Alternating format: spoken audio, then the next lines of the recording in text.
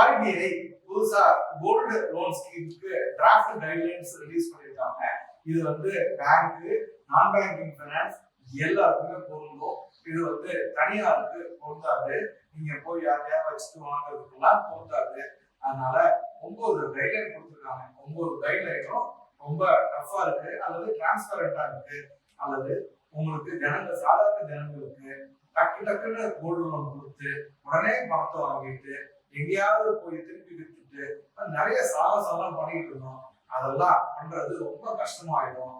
அதனால நம்ம என்ன பண்றோம்னா, நிதி திட்டமிடல் கரெக்டா இருந்தா மட்டும்தான் தங்க நகை கடன் கூட வாங்க முடியும். அப்படி என்னதான் 9 ரூல் கைட்லைன்ல சொல்லியிருக்காங்கன்னு பார்க்கலாமே.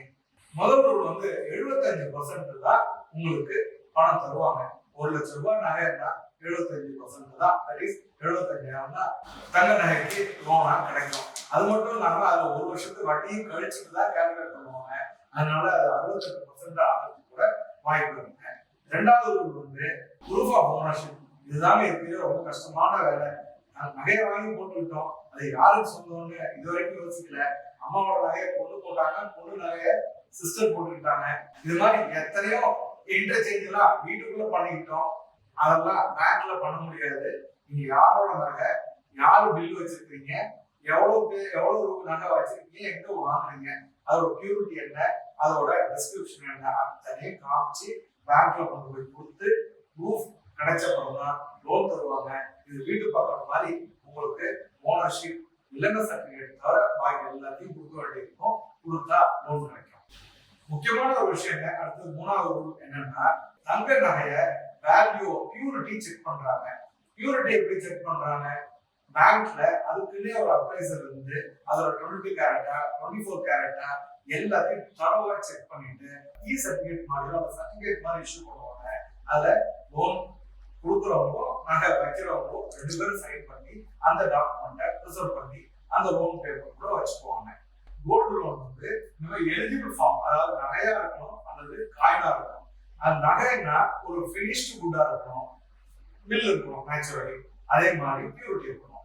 அப்புறம் என்னன்னா, அது ஒரு காயினா இருந்துச்சுன்னா அந்த காயினுக்கு பேங்க்ல மட்டும்தான் வாங்கியிருக்கணும், ஒரு நல்ல ரெப்யூட்டட் ஃபைனான்ஸ் இன்ஸ்டிடியூஷன்ல மட்டும்தான் வாங்கியிருக்கணும். அந்த பேங்க்ஸ் வந்து சர்டிஃபை பண்ணியிருக்கணும். அதுதான் நம்ம அதை வச்சுதான் கடன் வாங்க முடியும். ஆனா வெளியில வாங்கின காயின்ஸ் எல்லாமே நமக்கு வந்து லோனுக்கு எலிஜிபிலிட்டி வராது. ஸோ அதனால அதுக்கு லோன் அவைல் பண்ண முடியாது, அதை லிக்விடேட் பண்ணவும் முடியாது. Rule number 5, gold ETF bond, mutual fund, gold fund இதெல்லாம் அடமானம் வச்சு, புல்லியன், பார் இதெல்லாம் அடமானம் வச்சு கடன் வாங்க முடியாது. அடுத்தது லோன் லிமிட். இது வந்து 1 கிலோ தங்கத்தை நம்ம அடமானம் வைக்கலாம். அது 50 கிராம் அளவுக்கு தான். கோல்டு காயினா இருக்கலாம், மீது எல்லாம் தங்க நகையா இருக்கணும். இது ஒரு ரூல். நம்ம ரூல் நம்பர் 6 பார்க்கணும். இதுக்கு என்னன்னா, 18 கேரட் கோல்ட வாங்கி ஃபேன்சி ஜுவல்ஸா வச்சிருக்கோம்னா அதை என்ன பண்றாங்க, 22 கேரட்ஸ் வேல்யூ கன்வெர்ட் பண்ணி அதுக்கப்புறம் தான் லோன் தராங்க. அது என்னன்னா, 10 கிராம் நம்ம வந்து 18 கேரட் நகையை வச்சிருக்கோம்னா 22 கேரட்டுக்கு மாத்தி அதுக்குதான் லோன் தருவோம், 18 கேரட்டுக்கு லோன் தரமாட்டோம் அப்படிங்கிறதுனால 22 கேரட்டுக்கு வேல்யூ மாத்தி 10 கிராம் 18 கேரட்டோட வேல்யூவை அவங்க 8 கிராம் அல்லது 8.2 கிராம் வேல்யூவை கன்வெர்ட் பண்ணி அவ்வளவுதான், அதுக்கு 75% தான் லோன் கொடுப்போம் அப்படின்னு ஆர்பிஐயோட டிராஃப்ட் கைட்லைன் சொல்லுங்க. Rule number 7, loan agreement complete detail இருக்கணும், டாக்குமெண்டேஷன் பக்காவா இருக்கணும், நகை வைக்கிறவங்க பேரு, அவங்களோட கேஒய்சி, பேங்கோட சிக்னேச்சர் மொத்தமும் சேர்ந்து ஒரு கீ ஃபேக்ட் ஷீட் மாதிரி ஒரு டீடைல்டு டாக்குமெண்ட் இருக்கும். அந்த டாக்குமெண்ட் தான் நாளைக்கு வந்து அந்த டாக்குமெண்ட் தான் ப்ரிசர்வ் பண்ணி வச்சுக்குவாங்க.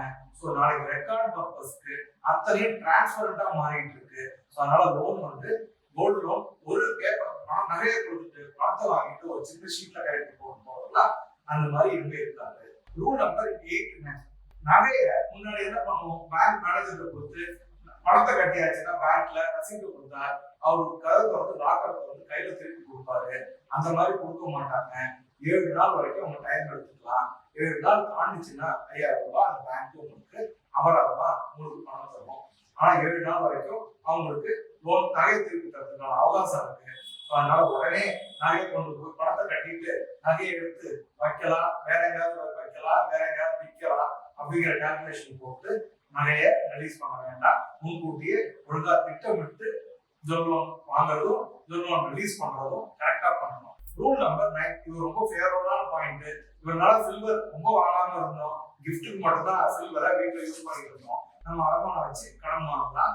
சோ அதனால சில்வர் நகை, சில்வர் பாத்திரங்கள், சில்வர் காயின், சில்வர் நகைய 925 பியூரிட்டி இருந்தா அதை அடமானம் வச்சு லோன் வாங்க முடியும். அப்படி பார்க்கும்போது சில்வர் விலையும் வருங்காலத்துல ஒரு இண்டஸ்ட்ரியல் பர்பஸ்க்கு யூஸ் ஆகிறதுனால ரொம்ப பெரிய வேல்யூ கிடைக்கும் போது, அதனால சில்வரை வாங்கி வச்சுக்கிறது கூட நாளைக்கு லோனும் கிடைக்கிறதுனால ஈஸியா லிக்விடேட் பண்ணவும் முடியும். சில்வருக்கு ஒரு புது அட்வான்டேஜ் கிடைச்சிருக்கு. we can trade the silver material and get the loan. நம்ம சில்வரையும் ட்ரேட் பண்ணி நம்ம வந்து லோனா வாங்கிக்க முடியும். சோ இதான் டிராஃப்ட் கைட்லைன் 9. ஆர்பிஐ இப்போ கொடுத்துருக்காங்க, கண்டிப்பா இது சர்க்குலேட் ஆயிட்டு இருக்கு, மக்கள் மத்தியில இது எல்லாத்தையும் போய் ரீச் ஆயிருக்கு. இப்போ வந்து இதுக்கு இன்னமும் சில அவகாசம் எடுத்துக்கிறாங்க. எக்ஸ்பர்ட்ஸ், பொதுமக்கள் எல்லார்கிட்டையும் இன்புட் கேட்கறாங்க.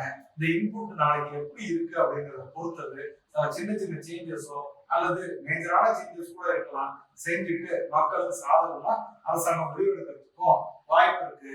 ஸோ அதனால இதை பத்தி பேனிக் ஆக வேண்டாம்.